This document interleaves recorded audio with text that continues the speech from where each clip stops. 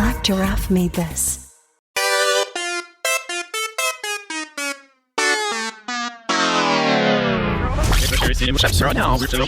Welcome to After Playlist Rewind, our special mini-series showcasing some of our favorite playlists and episodes we've done thus far. I am one of your hosts, Brandon Lee. And I am Terry Yo.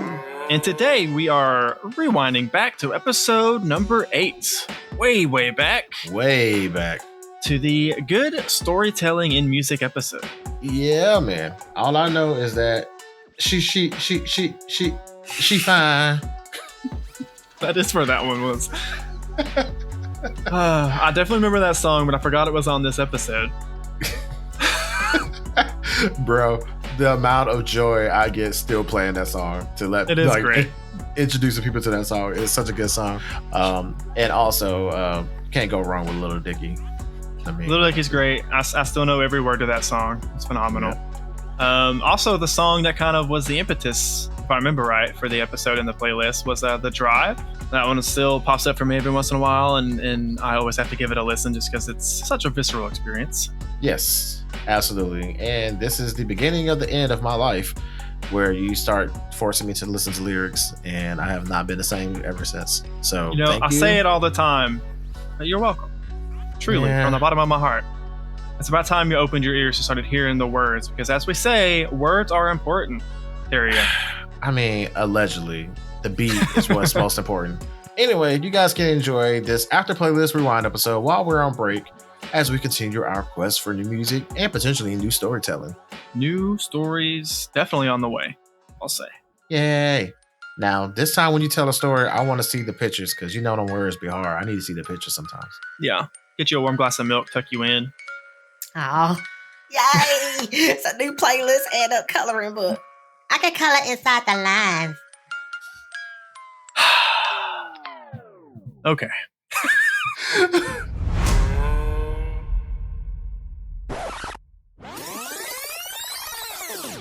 You don't understand. I waited all week for that. I wanted to talk to you about it all week. I almost texted you 4 separate days about that song, bro. Just that song. I literally would have the message typed up, and then I'd be like, no, just wait. Save it for the podcast. Save it for the podcast. Oh, man.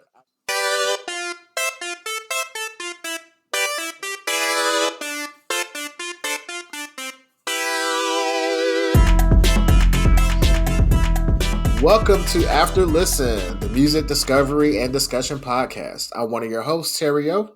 And I'm Brandon Lee. Today we're discussing songs that tell a good story. Some interesting stories at that.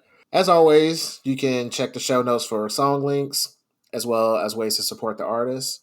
Here on After Listen, we love discussing music and talking about it, but to avoid any issues, here are some quick disclaimers. And we actually got some real ones this time, y'all.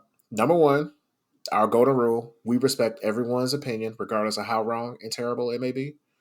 Number two, this episode will feature explicit language. So you have been warned. Yep. It's coming in hot. Coming in hot. We're going to be uncensored. We're talking about some crazy stories, and, it's going to be explicit as pertaining to the music. So hide your kids, hide your dog, whatever it takes. Don't want no issues. And lastly, we're here just to talk about the music. We don't care nothing about the artists in real life. We're just here to discuss the music. Yeah. And speaking of which, we actually got a lot of good stories to get through this week. So we're just going to jump right into it. So Brandon, I'm going to toss it over to you. Yeah, so we decided this week we're going to introduce each other's picks instead of introducing our own. So I'm gonna do Terrio's first pick. His first song he had was "Meet the Parents" by Jay-Z, and I think this is my favorite out of all the songs you picked. Jay-Z, just again being masterful lyricist. The song itself, like production-wise, beat-wise, all that is very on par for Jay-Z. But then just the story itself of like, a lady getting pregnant because she's hanging out with the wild guys that's out, thugging on the streets and stuff, and then she gets pregnant, and then years down the line, the guy like meets his dad on the street because his dad abandoned him because he wasn't dark enough, and like the fact that like the dad killed the son at the end was just like, it was definitely one of those moments where I had like a whiplash. I was like, what? Oh Like it yeah. was, yeah, like it was a good, like great, really musical gut punch as I was listening to it. Yeah, no doubt. Like when that song came out, like that was from Blueprint 2. Oh yeah, also bonus disclaimer, spoiler alert. We're talking about some songs that got good storytelling in it, so we're going to kind of ruin. Yeah, that really should have been a disclaimer. Yeah, we're gonna ruin the awesome story just because we're discussing it and like what makes it a good story and like what we loved about it. So yeah, Exactly. if you But this might be an episode we recommend if you have not heard any of these songs before you listen to the episode, you go and listen to those just so you have kind of an idea if you care about being spoiled at least. absolutely, absolutely. But yeah, jumping back in. Meet the Parents, that's one of the songs off that album, that classic album that really just stuck with me. Because like the first time I heard it, I was like, okay, just another classic hip hop song or whatever, and listening to it, and then I listened all the way through, and then the message and the double meaning of the message is like, whoa, Because that's that's a good point. You definitely don't. It wasn't until the end of the song that I did realize like, oh, this isn't just a I don't want to say like Jay-Z raps meaningless songs, but mhm. not to the same depth of like the story we're getting in this song. Like I didn't realize just how deep it was until like you said, like at the end, and that gut punch comes, and you go back and you re-listen to it, and you're like, oh my god. Yeah, definitely. Like the first time I was listening, because again, I'm working on it, but I've not fully cured my lack of Jay-Z listening through my life. And this was one of the songs that I've not. It's not popped up as I've been going back through and listening to him of recent. So this was my first time listening to it was for this episode, and I definitely had a similar experience to what you're talking about. Where at first I was like, okay, this is just a pretty good typical rap song. Jay-Z's bringing it like he always does, and then just that. Yeah, the twist at the I don't know if twist is the right word, but just like the bow where it ties it all together, I guess is a better way to put it. I mean, I would consider it a little plot twist, so to It is, speak. yeah, Because you're right. he's kind of he's telling two parallel stories, Mm-hmm. and you hear about ISIS, and you hear about the kid, and you hear about the mom already lost a son, but you don't know that the person who killed her son is her own baby daddy, Yeah, but her baby daddy didn't know that was his son. Then also the fact being that a lot of men are in people's lives, you know I mean, it can happen. So it's just like one of those things where it's just like, damn, it just really makes you think. yeah, and I just want to say, so I don't know. It was not one of my picks, but I almost picked the song "Dancing with the Devil" by Mm-hmm. Immortal Technique. I don't know if you're familiar at all with that song, but it has a very similar theme of like crossing with like doing like street type stuff like that, and then like Mm-hmm. coming across a parent and not knowing it. But it's like I didn't pick it because it's like very much like an edgy, like almost it's not even almost, it's too edgy of a song. Like he was like bringing that edge, like Mm-hmm. 2004 when that song came out. So just I say that just to say I'm glad you picked this song because like the idea of like that story, like what happens in that story is just like it's a heavy topic, right? Like not even knowing like who your dad or who your son is and like accidentally killing them. Like Mm-hmm. that's like Shakespearean levels of like story, like plot, right? Like that's like Oedipus type stuff or whatever. Just bragging on Jay-Z and how masterful he is. Look, the man got talent. I mean, it is what it is. I mean, we hate to love it, but we love to hate it at the same Yeah, right. time. So, and I had to put that one on the list just to show that I do have some depth. Because the rest of the songs are probably silly and goofy as hell, but that's just me. Uh, Well, I'll say what I have my thoughts on the sillier songs once we get to them. But oh, I got some good thoughts about them. We'll get all there. right, all right, all right. Moving on to the next song. Brandon added the song called "The Drive" by Everyone You Know. I have never heard this song before, and I freaking love this song, dude. It's such a good song. Me too, Um, man. it's one of those songs where like you just put it on and you instantly see the video. Like Yeah. the whole song is the song lyrically is the music video. And I didn't watch the music video. I'm not sure the video even exists for this I song. don't think there is a I music video, honestly. I mean, you really don't need one because like the No. song literally like paints the Yeah, perfect it's picture. theater of the mind, 100%. Yes, and it's just one of those songs where basically like I mean, it has its continuous its climax and all that stuff, but I just love the progression because like the Mm-hmm. chorus has a chorus, but then also there's like subtle changes as the story progresses in each chorus. I Yep. love that. I love that aspect of Just it. those little tweaks, yeah. If you're like really paying attention to the lyrics, they're like it does like clue you in on like what's happening as the Yeah, story is progressing. Yeah, I love that absolutely. too. Absolutely. So like that song is basically about some friends get together at the end of a night or whatever, and they all cram in a car and go for a quick drive, and then things just escalate quickly and go completely awry. And the moral of the story to me after listening to this song this is the reason why I prefer to drive. I'm not going to be Yeah, caught in somebody's backseat. There's 6 of us crammed in a 4-seat car. Cops are showing up. there's I'm a whole freaking bunch of out. narcotics and a weapon in the glove box. Yeah, Like, yeah, like somebody trying to be hard and try to front and got all this stuff in here, and then you running from the cops doing 90 and a 50. Like, I mean, it just caught me. It caught me off guard. Another thing that actually caught me off guard about this song too that I thought was funny because I was listening to it and I was like, okay, that's an accent that oh, I they're could definitely not. British. Yeah, 100%. Yeah, I caught that in the third verse once he started kind of going crazy, but then all the British slang came out. So Mm-hmm. all the bruv and fam and all that Yeah, stuff started coming out, and I was just like, "Oh, okay, this is where we're at now." yeah. so it took me a minute to kind of listen. I almost had to look the lyrics up with that one, but I did it.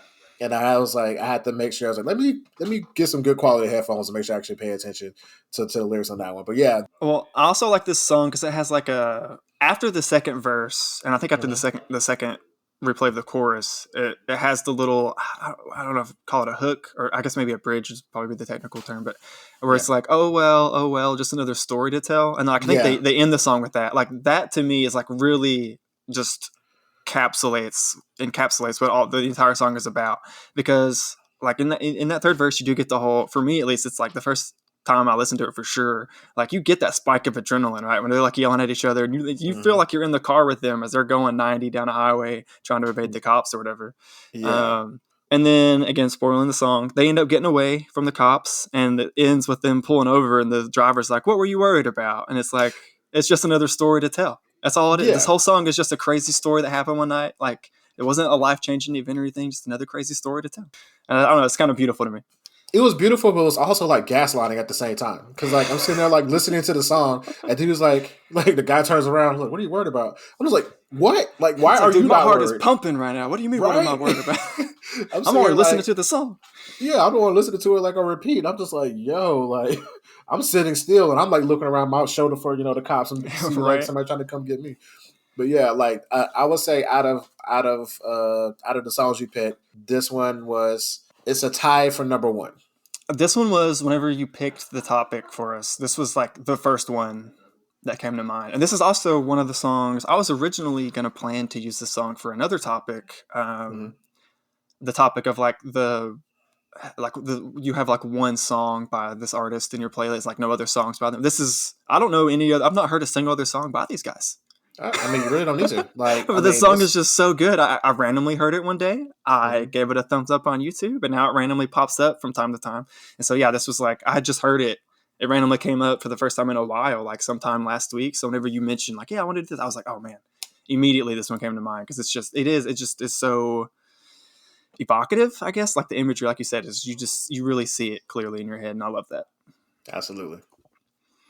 All right. Well, moving on to Terrio's second pick, Full for Love by Petey Pablo. Petey Pablo. Basically a song about relationship love troubles and women being, or at least his woman in the song being unfaithful and him being so in love with her that he keeps coming back anyways. I would say this song is the Simps anthem. Yes, that is a great way to put it. Like it definitely was comical, like the very last line where he calls her and he's like, hey baby, what's up? And she's like, hey Derek, and he's like, Derek, and then she's like, Pablo. Like it definitely had me cracking up. But yeah, no, this is definitely, the Simps anthem is a great way to put it because it is very much like the first verse he's talking about how she's like cheating on him and stuff or whatever, Mhm. and then he goes on to talk about how, like, he's not mad anymore, he still loves her, he called her up, said he's got some of her stuff, and like they reconnect or whatever, and then like I just said in the third verse, she's doing it again. So it's just like, come on, Petey. Yeah, it's like, come on, man. Like y'all been broke up for years. You still keep going back to it. And the whole song is like the fact being he was like, I'm caught up in something worse than drugs. Yeah. On motherfucking food for love. And I was just like, you know what? There are some people out there in this world that Shoot, I've no known people matter like that. what, no matter what, like stay away from him. But I love him. I love her. Like, no, get away from that They're person. bad. You are bad for each other. Please stop. Yeah. Absolutely. Yeah. So like that one, I just had to pick because it's just funny to me that like, you know, Petey Pablo's known for, you know, raised up North Carolina, you know, aggressive, but then also the fact being that he can just put out a song about being a simp and be confident about it, which is kind of funny to me. You got to own your simpiness. Absolutely. One thing I will say is obviously, you know, Petey Pablo was, what was he, like 05, 08, like around that time? Somewhere maybe a little bit there, before or after. That's somewhere like, you know, early to late 2000s, I feel like, somewhere in that range. Yeah. Like, I definitely listened to him, and it's been since around that time, really, since I had like actually listened to any of his songs. I forgot. Was it the grill? He has a lisp when he's rapping. I don't know if you noticed in some of his songs. Is it because that was like the grill, like everyone had grills, and like whether you were actually used to them and wore them confidently or not, or like, I mean, is that just him? It could have been that. I just know like his voice, he kind of has that raspy kind of voice, and also the fact being that he's singing and harmonizing while he raps as well. So he kind of has that, I would say, old school Baptist deacon kind of, you know, harmonizing kind of, oh Lord, like that kind of ground, you know, that gravitas or whatever. None of these words probably make any sense, but that's the best way I can describe it. No, old Southern Baptist deacon is like, for me at least, the perfect thing you could have said. Yeah, that makes perfect sense.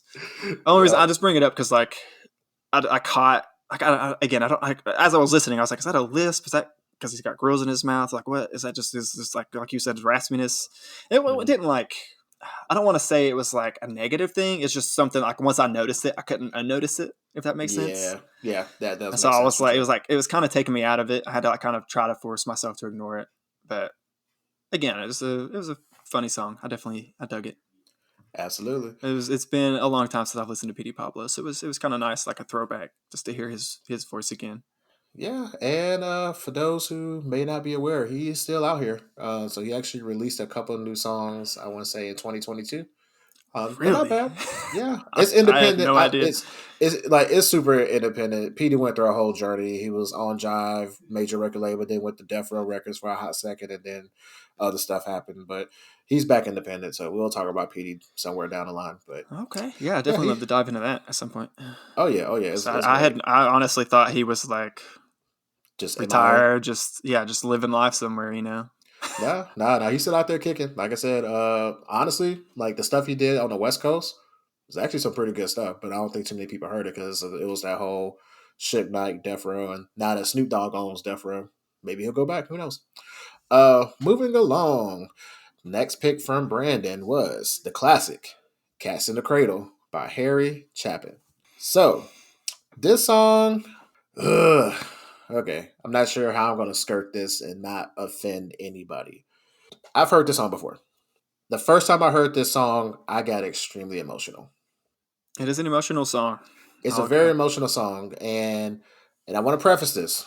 Everything is good now. We have no issues now. Everything is fine. However, the first time I heard this song many years ago, I probably want to say probably at least about 15 years ago, I would say that this song, it struck a nerve because I was going through something similar with the whole dad thing and all that stuff. So I was really caught in my feelings. And to make it worse, I heard the song with a montage video of like all the dads coming and like save their kids and all that stuff.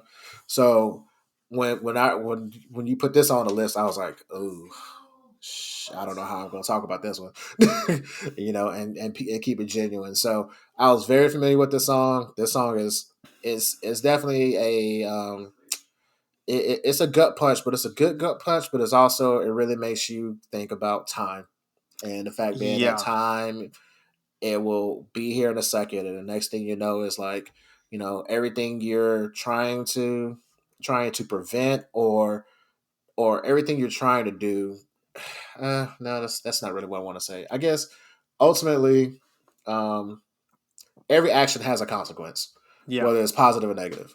So you may have the best intentions, and whatever happens, happens, and we have no control over that. But you definitely want to try to lead by the best example, because the whole song is about, him, not being there for his kid. And then as he's getting older, his kid is not there for him. And there's nothing malicious about it. It's just that, there's just two ships passing in the night.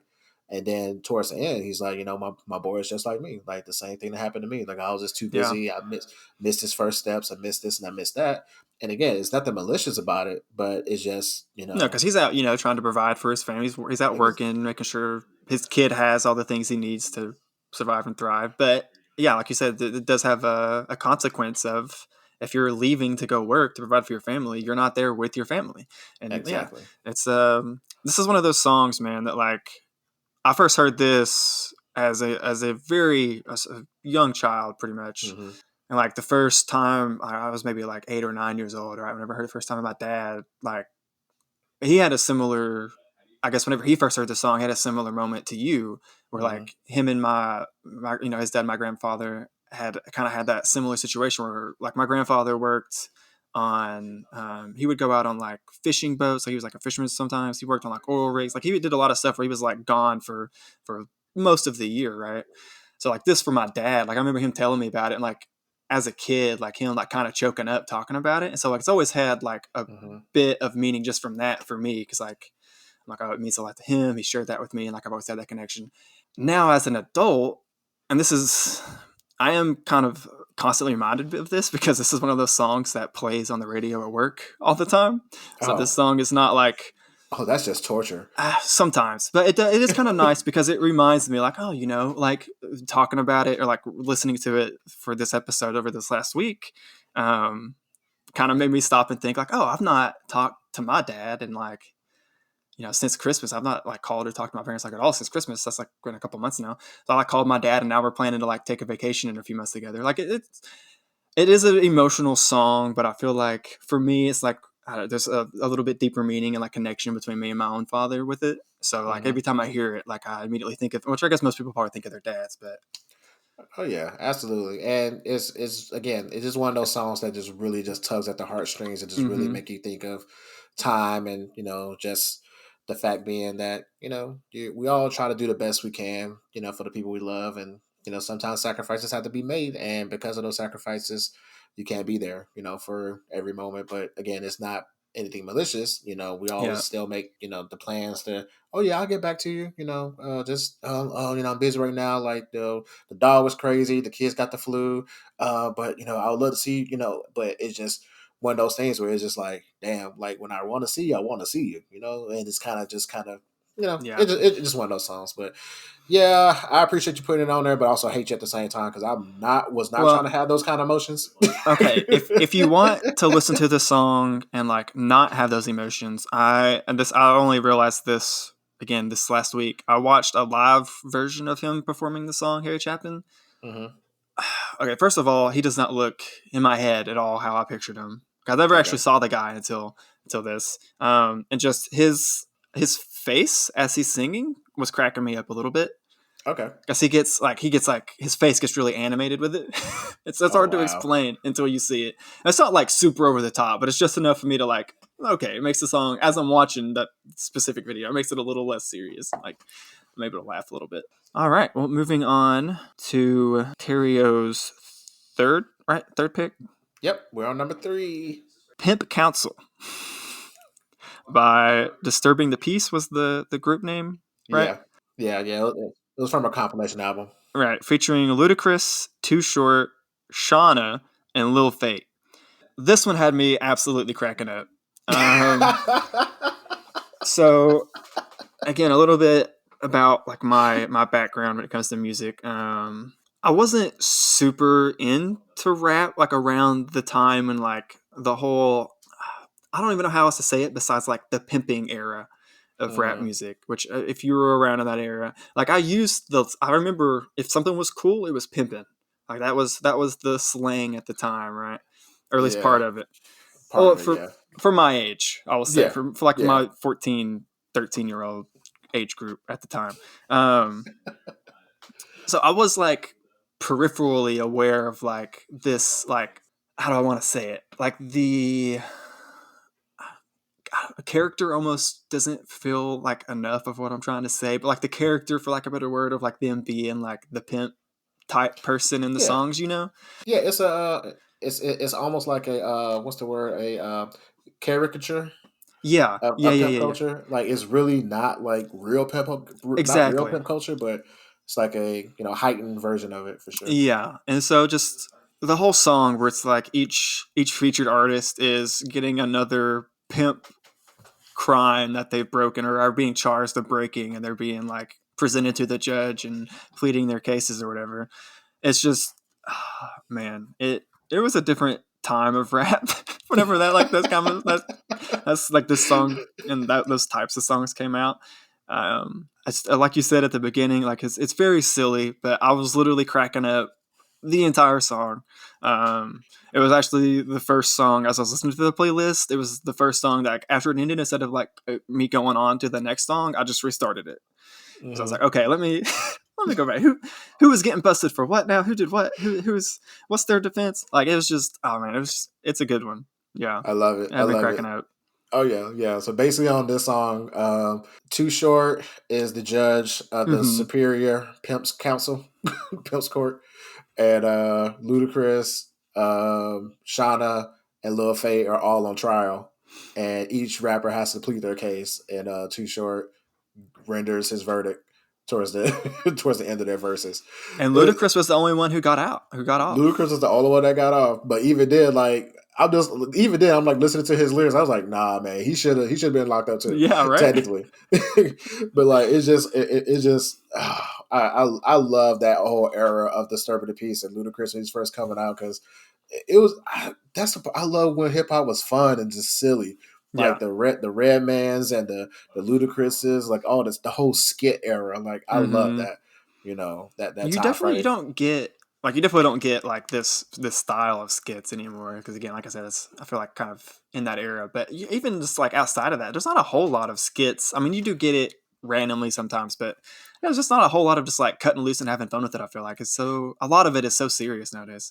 Well, it's serious and everything is short, because of the way the music industry is set up now. So now everything is basically a album is a collection of singles versus a full body of work like it Yeah, used to that's be. true too. Yeah, So yeah, yeah, because yeah. back in the day, the whole point was to press play and just let it ride Let through it whatever ride, and song. it was one journey, not 12 little journeys together. Right. And now Exactly. nowadays it definitely feels like the latter of what I just said. Like, Absolutely, absolutely. But yeah, I figure like when we came up with the topic, like this was one of my first picks. I was yeah, like, it's like this song is so silly, and it's like I was like, but it's still funny though. I love it. it It's is one of pretty my great. favorites. All right. Speaking of silly and funniness, let's move on to Brandon's pick, Pillow Talking, Little Dicky, featuring B Rain, aka Brain. This one I've heard before too, but it's been a long time since I heard it. So when you put it on the list, I was like, oh my God, why did I not pick this song? This is also my tie for number one. Yeah, so along with The Drive, this was like immediately the second song that popped in my head that I knew for sure was going to be on the list. It's so great. Like the song is 10 minutes long. Yeah, kind of the opposite of what you were just saying. Music is being shorter. This is the one of the rare cases of it, it not going outside of the standard. Exactly, and actually making sense. It's 10 minutes long. It doesn't even feel like 10 minutes. Mm-mm. But in general, a quick synopsis of the song is Lil Dicky has a Tinder date from hell, and after having fun and doing the thing, they just get into the weirdest conversation of all time, and then it just goes on and on and on, and it's funny because like when listening to it multiple times, it's like yeah, she was kind of dumb and really didn't make a lot of sense. But also, Little Dicky should also post in Reddit / Am I the asshole? Oh yeah, Because I was just like, why you asking stupid questions like, do you fuck with Lamar?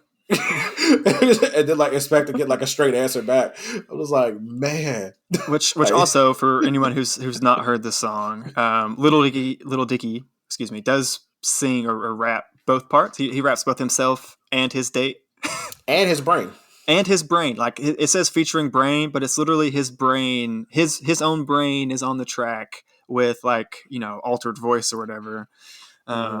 And you may not know, but he actually has some other small side projects that he's like 4 or 5 songs that are like Brain as like the main artist. Wow. Yeah. Brain released the EP. Yeah. I'm so bad at With that. like featuring Lil Dicky, which is interesting. I'm so bad at that. I did not know that exists. Why does I'll that have to send it exist? to you. There's a couple that are pretty funny, but they're not as good as his other stuff, I feel like, in my opinion. But anyways. Yeah, I could say, like, after listening to this song again, I could see why he ended up getting his own show. Because like the fact being that, like, again, it's a rap song. He's acting as his Tinder date that came over at 2:00 in the morning, and then they had this stupid conversation. He's rapping as himself. He's rapping as his brain, literally arguing with all 3 of them and acting all at the same time. Yeah, so he's a really creative dude. Absolutely. So yeah, great at telling stories like that are kind of intricate and whatnot. But yeah, this is whenever this song first came out in like 2015 or so, maybe somewhere around there, maybe 2016, 2017. I don't know. It came out several years back now. Yeah. But I have had similar situations as what's being portrayed in the song. So it's like I can connect to that. Like literally almost verbatim. I've had conversations like post date with a girl where we start talking about aliens and it just goes off the rails so quick. And that's like the first half of the song is him talking about aliens and like what happened if they invaded and stuff. So like just this song, it's like hard for me not, even as many times as I've heard this song, like it's one of those songs, it's 10 minutes long and I can rap every single word without missing any, almost just about. As many times as I've heard it, it still cracks me up just because I do have that. I mean, it's a funny song, but I also have that like personal connection I can always like point back with my own self and just laugh about. So. Oh yeah, like no doubt about it. Like this song should come with a trigger warning for sure. It's just like it's like certain people you can have a conversation with, and they just have to be obstinate about everything you're doing. Just like, I can't do this. This is bad. I'm like work with me. Like I'm trying to compromise, but you're not even trying to compromise, and then your rationale and you got conflicting principles. I'm just like I felt his frustration towards the end of the song where he was just like I don't what do you want? Like I don't right. I can't I just don't like these conflicting principles. Yeah. Like that line is like it sums up the entire song for me. Yeah. He was like, look, I'll just I'll just sleep on the floor. And the fact being that like even to the very last like second of the song, he is trolling her. Oh, is that my Uber? No, I ordered pizza. I ordered pizza, extra pepperoni. You don't want to be a part of this. Yeah, it is great. Yeah, because she's a vegan. So it just I love it. Like no notes.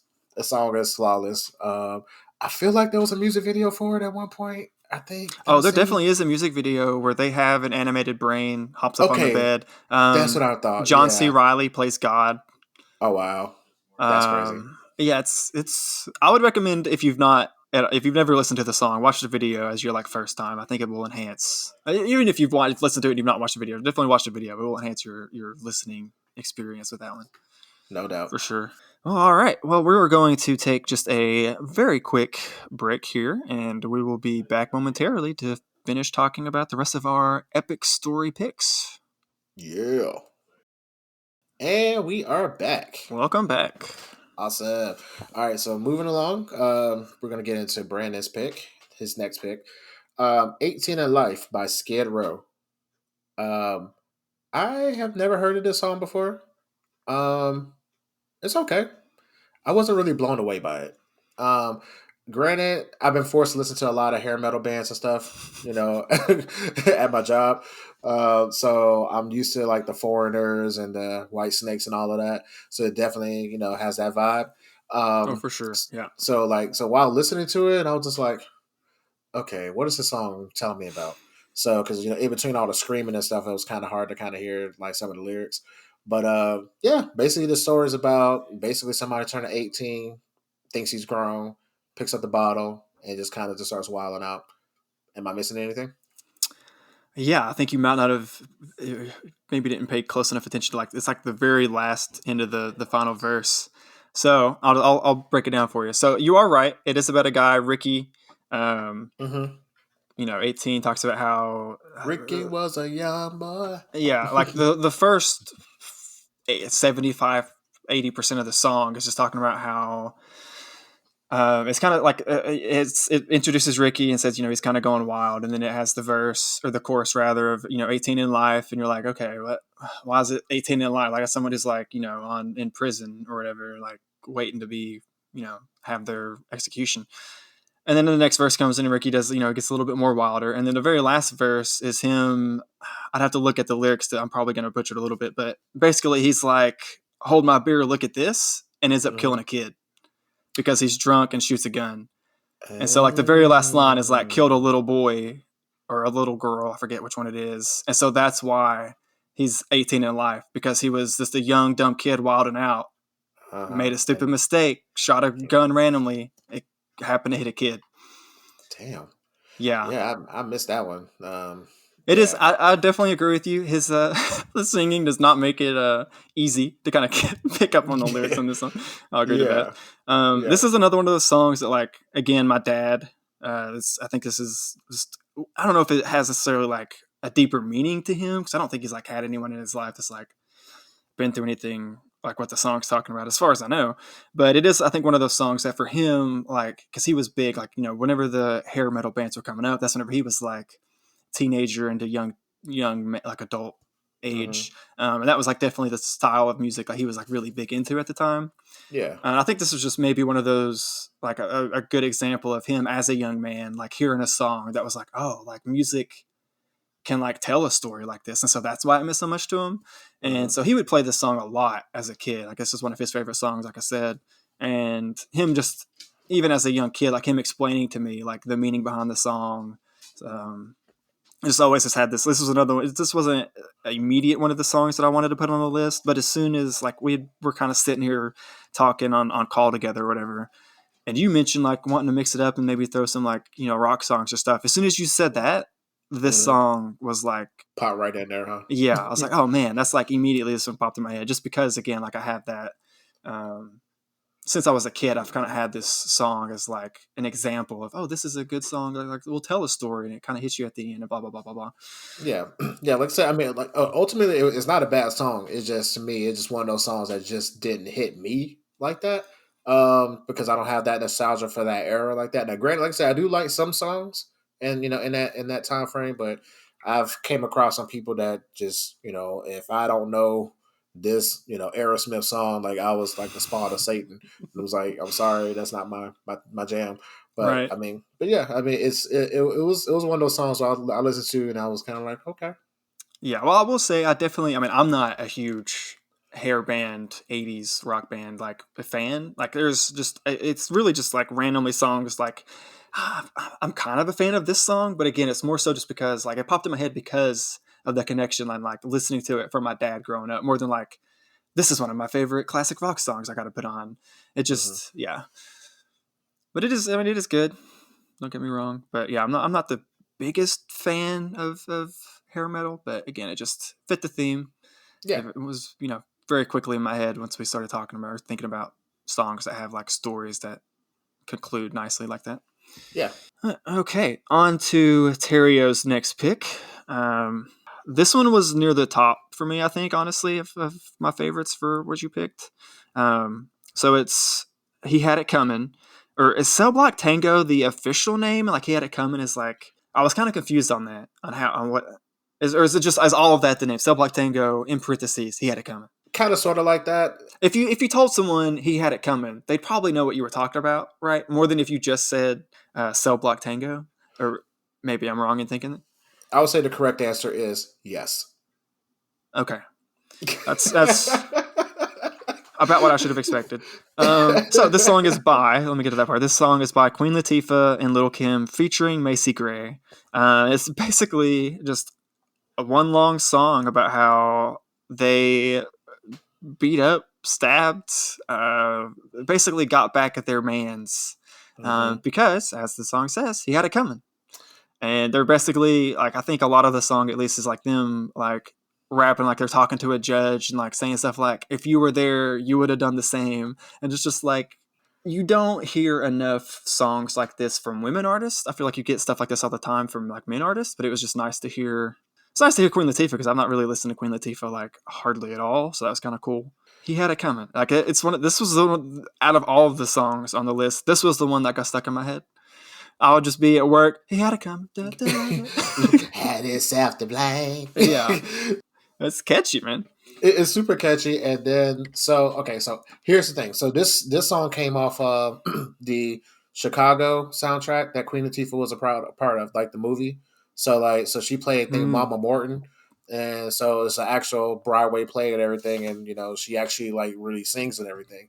This song is a hip hop version of the song "Cell Block Tango," which kind of has the same theme, but so that's why, like, when you were asking the song titles, I was like, yes, because like this, I guess the Broadway song is called "Cell Block Tango," where Mama Morton, does her song, he had it coming, or however it goes, and then this is the hip hop version of that. So this, I don't know how I stumbled across this. I just happened to, I don't know. I guess I was going down with the Queen Latifah discography or something, and I was just like, Queen Latifah and Lil Kim, what? Yeah, and that was the first thing. Whenever you added it, I was like, okay. I was pretty interested to get to that one as I started because it was a few songs down. So yeah, I was like, this is gonna be interesting a little bit. I wonder how that's gonna sound. Like I was as I was listening to the other songs before, and I was still thinking like, how's that one gonna be?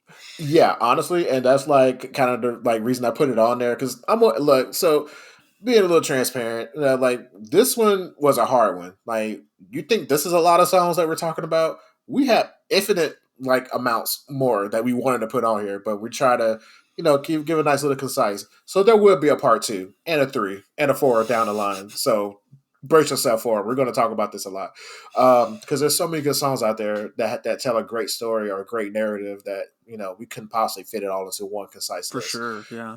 But like this one, I wanted to get the females' perspective on different things, because we got the Food for Love and the Pimp Council and all that stuff. So I was like, okay, I'm coming across. I definitely appreciated that. Yeah. So I was like, the ladies need a voice, and I was like, what's a good song where the ladies kind of go off on the dudes? And I was like, Cell Block Tango and freaking Macy Gray. And you know what? Macy Gray is polarizing, but I'm actually a fan of her voice. I liked it. I'm sure I've heard her in other stuff because that name like is immediately familiar to me. I just can't like place any specific songs, but yeah, I had zero issues with her in this song. Yeah. I love her raspy, unconventional voice. I freaking love it. I dig it. Like, yeah, I'm with you on that one. It's honestly like that voice style, I guess, or sound. Mm-hmm. I don't know how you word that, but that sound of voice is honestly a little attractive to me, I would say. Kind of like smoky, husky, raspy type. Yeah. All right. Maybe a little bit TMI into me. Hey, you know what? Hey, it's all good. Just look out, Macy. You just might be a wild Brandon on the loose. All right, moving along, sliding down over to Brandon's next pick, Kendrick Lamar, Duckworth. So I'm going to say something controversial with this one. How can I put this? I love Kendrick Lamar. He's super talented, but even then, sometimes his stuff kind of goes over my head. And granted, this week has been a week, so it could be me. So I'm giving myself an operator error for sure. I've listened to this song so many times, and I get certain points of it, but I feel like I'm still missing something of it. Like, I feel like it's either one or two things. It's either telling the story of him or telling the story of his father or something. Cause it's weird cause how it says, like, we're going to tell in reverse. Then it kind of goes through this whole narrative, this whole long story about, this guy and, selling chicken and 2 biscuits and all this other stuff. But then if this weren't to happen and that wouldn't happen, then he wouldn't have existed or something along those lines. I could be completely missing the point. Well, no, that's pretty much it. It's basically just a story about how, he's talking about there's Andy and then there's Ducky, and Andy's like a thug or whatever, and he's out, like doing gang stuff or whatever, and he's basically gonna rob the like KFC or whatever. Yeah, whatever. Ducky. Yeah. And then just because Ducky was a nice guy and like I'd heard that there had been like, violence in this specific store, like the manager had died or got shot or whatever a month before. Like he was specifically nice to people that would come in and like look a little shady or whatever, give them extra biscuit, extra chicken or whatever. And basically just saying like, if that hadn't have happened and Ducky would have got shot, then he would have died and I would have grown up without a father and I might not be here today. Exactly. I definitely agree with you that this one in a vacuum is a little bit difficult to parse because the album this song came off of, Damn, and especially the extended version is one of the few, I feel like, at least a few like good examples of artists doing exactly what you were talking about a minute ago, where the whole album is it's a complete narrative, story, theme, whatever. You're supposed to pop it in, hit play, and listen to the entire thing to get the full experience. Yeah, I think that if you, within the context, and again, as someone who's like a huge Kendrick Lamar, and I've probably listened to that album, damn, like untold countless number of times. It definitely does have a little bit more meaning once you have those other songs as like a reference point and like how it all connects together. But yeah, essentially, you were correct. That is essentially just like it is. I guess you could argue it's a song about how like it's about him in a sense, because it's about if all this would have happened, he wouldn't have been able to go on the trajectory he did to become or like get where he is today. But exactly. I think it's more so like a background, just a random story of like, I think like right at the end of the song where he's talking about like give two human people, give them souls, make them make their own decision where they have to live with it and see what happens. I think that's kind of like the whole theme of it is like, choices have consequences, and whether it's a good or bad choice, like 20 years down the road, you could have never thought in that moment where Andy is about to go shoot up this store and decided not to, that this would lead to one of the best rap artists of all time. Yeah. It's a little bit ego inflated, but I mean, it is Kendrick, so. I mean, it makes sense. Yeah, ego is like, it's hand to hand. It's part of the art. Exactly. Like there's no rapper saying, "Hey, I'm the most mediocre rapper of all time." Like nobody's out there wearing that. but yeah, I bet there is someone somewhere. We should try and find that guy. You know what? There probably is. It's probably like little Dicky 2.0 out there. Yeah. Like, hey, I'm average. Yeah, average Dicky. Wow. But well, that got recorded. Anyway, so but yeah, well, Kendrick is just, again, like listening to the song and the way the song was formatted, I felt like there was more missing to it, and it was for the same exact reasons that you mentioned. Was I felt like the way the song started and the way the song ended, that it was a continuation or a conclusion of something, and just listening to it by itself, you don't get the full picture. And I don't know where it ends on the album because I listened to the album. I think it's the first song. Really? I'm trying to pull it up. It's the last song. On the collector's edition, at least, it's the first song. Oh, okay. But I don't know 100% how true it is, but because I don't think Kendrick has come out and like explicitly said, but there's arguments, especially with the collector's edition, that like the story, like the first half of the album is like one story, and then it's like either a parallel story in the second half or like the same story, but like told in reverse or something weird. So that's why you get, like you were talking, like the like at the end or whatever. So he's definitely like playing into that in some way. But yeah.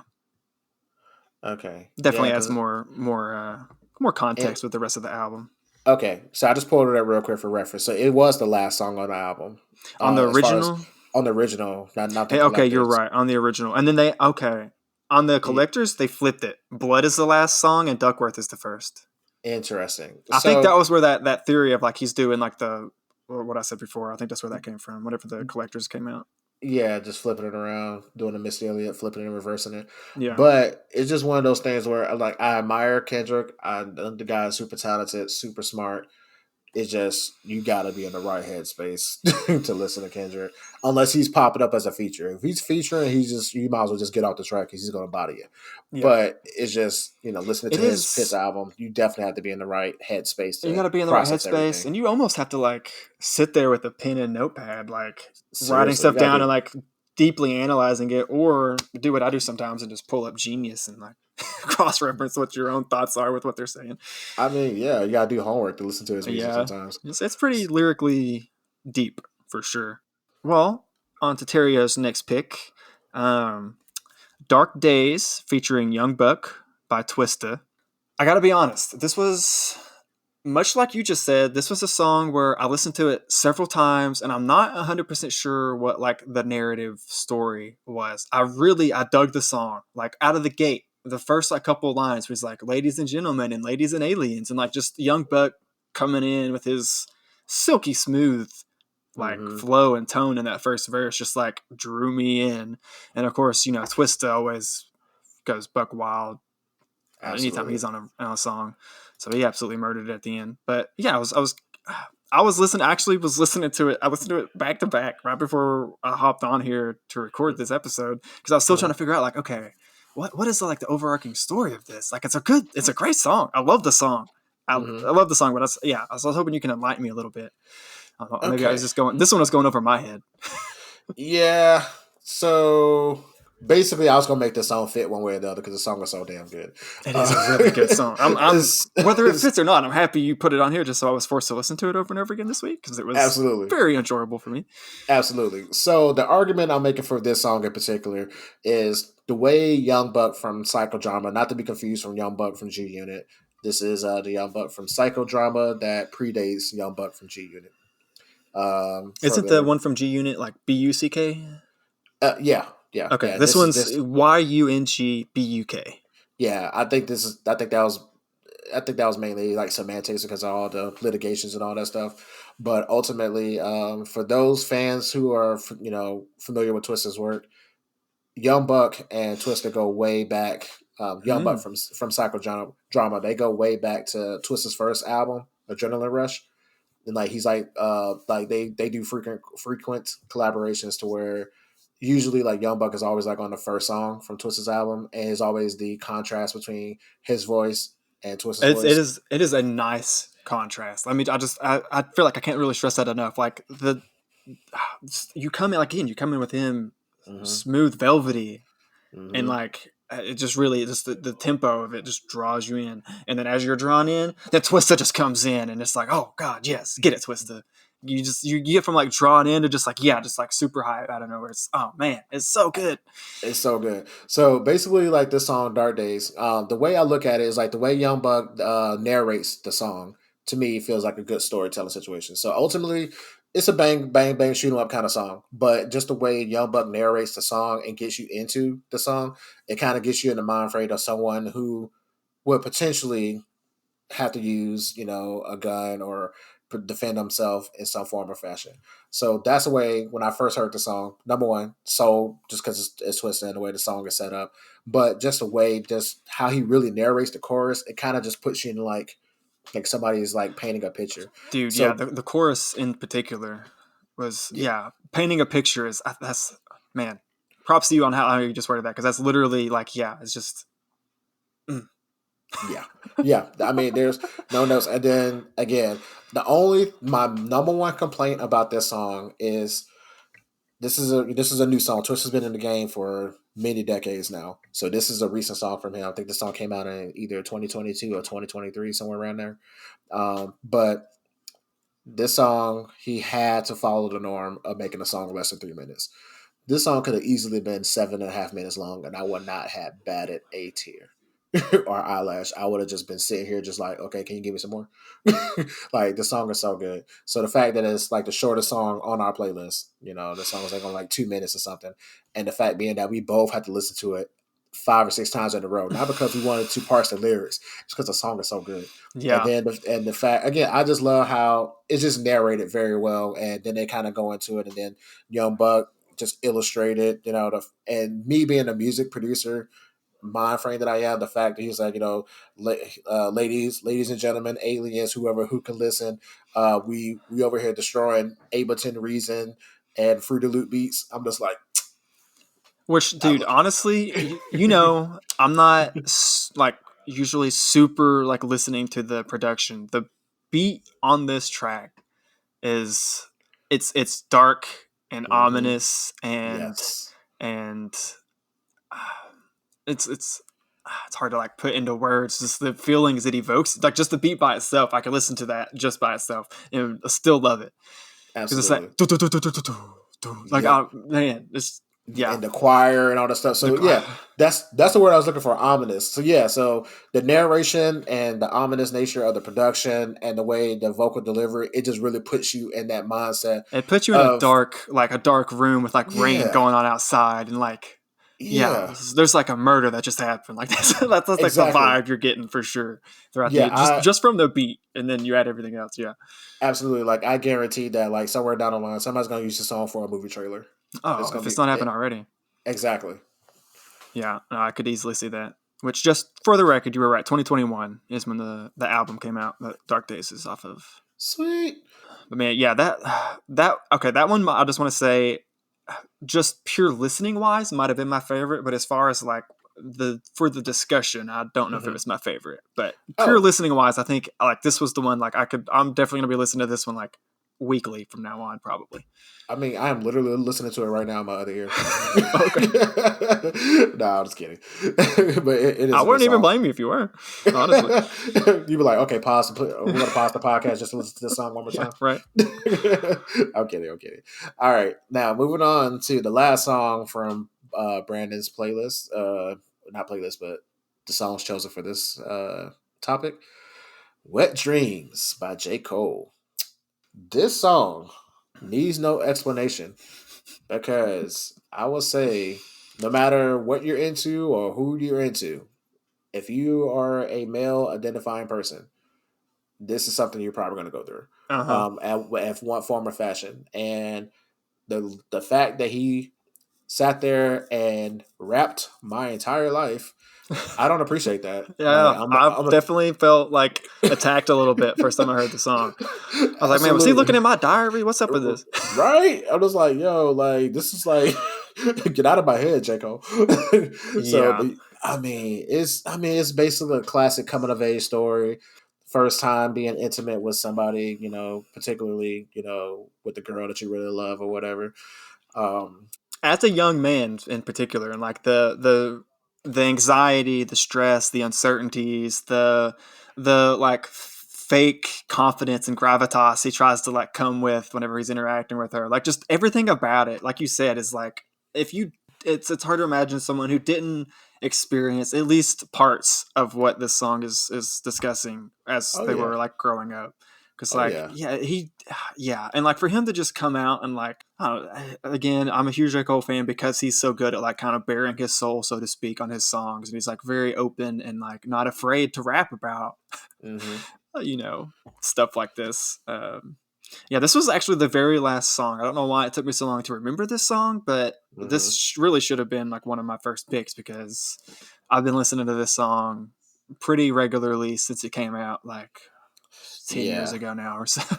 Yeah, I can see why it took you a minute because you probably blacked it out of your head because this is like trauma that we, you know, guys don't want to really think about that often. But yeah, like it's like I said, basically it's a coming of age story. His first time, you know, having an intimate, having relations. My favorite thing about this song, I think, is the chorus is I ain't never done that, or I've never done that before, however it goes. Like, and he just repeats that, I ain't never done that before, I ain't never done that before. Like, this is my first time. And like, again, like he's fake gravitas. He's like lying to her saying, oh, I'm a pro, baby. You don't gotta worry about it. I know exactly what I'm doing. And like the very last line of the song is her admitting to him, like, I can tell you're a pro, but please be gentle because, and then the chorus comes back in with, I ain't never did this before. And it's just like, man, it's like full circle, beautiful storytelling. Like it hits all the notes of like hitting that young, growing up, coming of age, like you said, but then it also just ties it all together beautifully. And it's just, yeah. The guy's masterful. I will say J. Cole, I mean, the guy is a phenomenon. Well, okay. Going on to Terrio's final pick. This is one I got a lot of things to say about this one. Okay, so the song is My Deaf Brother, as in like deaf, like can't hear. My Deaf Brother by Stan Butler. I am so conflicted on this song, Terrio. Do you know? Because I tried to Google it. Normally, I would wait and then ask you on air to hear for background information on artists and songs. Does he actually have a deaf brother? Do you know? I don't know. I tried to Google it, and all I found was other links to this song and like articles and stuff talking about this song or Stan Butler. I could not find if he actually has a deaf brother. I am very torn. If he has a deaf brother, and this is a real story that happened, it's a very wholesome, slightly funny story of a sweet moment between his girlfriend and his deaf brother. If he doesn't have a deaf brother, it's kind of a fucked up story making fun of deaf people, I feel like.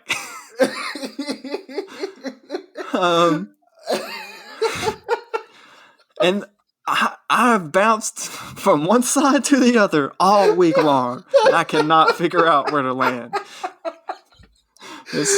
I knew the song was gonna do it. I was like, you know what? It's a storytelling song. It is a great story. It's a blues song. It's a blues soulsy. Yeah, nice. I want to switch up the genres a little bit, make it not all hip hop based. You know, hip hop is our foundation, but you know we want to build upon it. But yeah, I knew you was gonna have some thoughts on this one. Yeah. So he comes in and he's quoting. He has a really fine girlfriend that he's coming over to meet his family for the first time, and he has a deaf brother that whenever he taps to get his attention to introduce him to the girlfriend, he stands up, and his stepbrother, who, according to him in the song, has never spoken a day or a word in his life, attempts to say, "She's fine," but it comes out, she's fine. Just like that. And literally, dude, the first time I was listening to this, I was like, no way. He did not. He didn't. I'm having a stroke. I did not hear that right. The song is messed up and it's skipping. I did not hear that. That's not what happened. The song is skipping. Yeah. Like, I was stretching for any excuse. And then, of course, that happens like 8 more times in the song, so it's kind of hard to keep saying that's the case. Yeah, dude, how did you even find this song, bro? Like, are you a Stan Butler fan? Is this just one of those songs you randomly have come across? Like... Man, the origin of this song, I messed around and crossed the state line and went to Alabama. Oh, see, that was... So anytime I bring up a blues song, it came from Alabama. So I was literally, where was I? I think I was down there visiting for Thanksgiving or something, and my uncles and all of them were just cracking up. It was like, hey, you gotta hear this song, man. You gotta hear this song. What are we talking about? Man, hey, pull up that YouTube. You gotta listen to this song. And I had the same response you had. I was sitting there listening to the song like, okay, typical blues song talking about adultery or somebody fine or, you know, smoking or whatever. Just typical blues song, whatever. And then that man said, and my brother, y'all, he deaf. He stood up and he said, she fine. I was like, yo, no, they did not. No, they did not do that. And then he was like, he stood there, and my mom was like, I ain't never seen my son. And my dad said, by God, we just saw a miracle. I was like, oh man, that's the one thing I love about blues songs. They'll make a song about anything. Yeah, literally anything under the sun can be a song if you just throw some blues chords and a slick blues scale in there. That's all you got to get. That's it. But yeah, I was just like, oh man, look, as I was trying to find out if he actually has a deaf brother, I kind of started to lean more towards he doesn't, because some of his other songs are, I took grandma to the club, and I forget something about a preacher cheating, a preacher having an affair or something. It was a funny title, but they're both like, okay, I'm starting like, I saw those two, those are like listed as like 2 of his like other bigger hits, right? So I was like, okay, maybe he's just like a comedic guy. But then I was also at first I was like, okay, he's just a comedian, he's making fun of deaf people. But then I was like, well, no, you can be a comedian and like still have a deaf brother and this story be real. So I have no idea where to land on this dude. I will admit I laughed. I'm not gonna say I didn't. I laughed.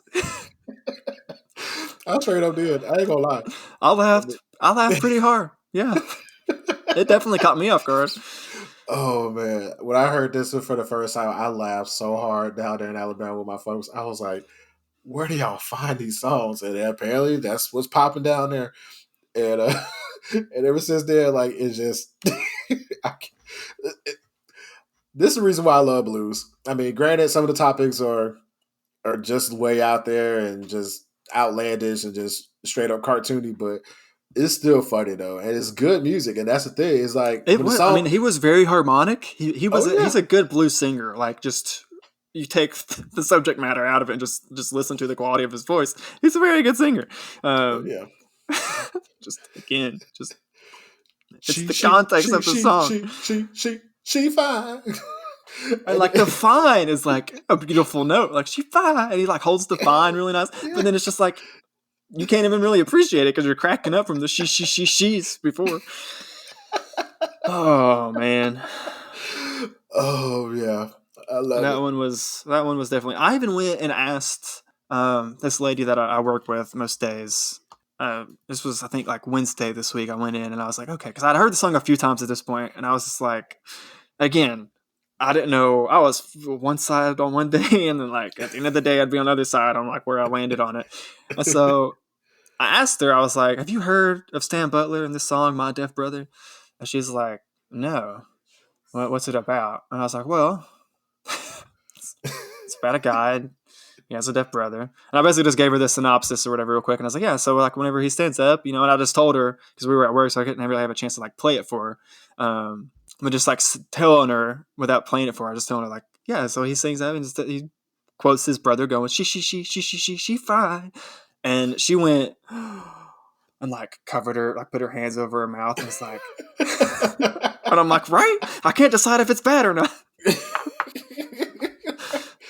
So that also didn't help because like that day that I told her, I was that was after I had thought about it. I was like, well, he could, even if he is doing it more comedically, he could have a deaf brother, and it's probably okay to laugh at it, and it's probably like, which I still think it's okay to laugh at it, but like he's probably like all in good fun or whatever. Like you don't think he's like, And then she has that reaction, and I was like, okay, maybe. Yeah, maybe my sense of humor is just too messed up to like realize this is bad. I don't know. I mean, potentially. I mean, well, I know. Well, I can't speak for you. I know my sense of humor is crazy. Mine's pretty out there. Yeah, I think we're both similar in that regard. Yeah, exactly. But that being said, the song is a good song. Like, it's very soothing. I enjoy the blues part of it. It's a very good bluesy song for sure. It's super catchy and has a good ring to it. I mean, I don't know much of it beyond. I didn't do the deep dive on that one. Maybe I tried to, and there was not a lot of information about it. Oh man, which I didn't realize it only came out in like 2020 or 2020 or 2021 because he only started making music in like the end of 2019. I think was whenever his like first songs came out, like September or sometime of 2019. So he's only been making music for a few years. So exactly. Who knows, man? In a few years, we might be seeing this as like he might blow up or something. Who knows? I mean, my deaf brother performing at the Super Bowl. Yeah. Hey. Move over, Rihanna. Yeah. That would be something to see. That would be hilarious. Speaking of which, not really speaking of which, we're at the end of the episode, y'all. Those are all of our picks, unfortunately. It wasn't all of our picks. I mean, we got some honorable Well, those are all the mentions. picks we condensed and decided to talk about. It's all the ones that we end up just settling on at the last minute because, like, we kind of just did this crunch time. But trust us, we want to keep your attention as long as possible, but we're not trying to hold you hostage for 3 days because we can make a playlist that long if we choose to. Thanks for listening to the show. Don't forget to follow us on all the things at After Listen Pod and visit us online at afterlistenpod.com for links and previous episodes. Keep on listening. Bye. Bye. She fine. She fine. She fine. Can't get over it.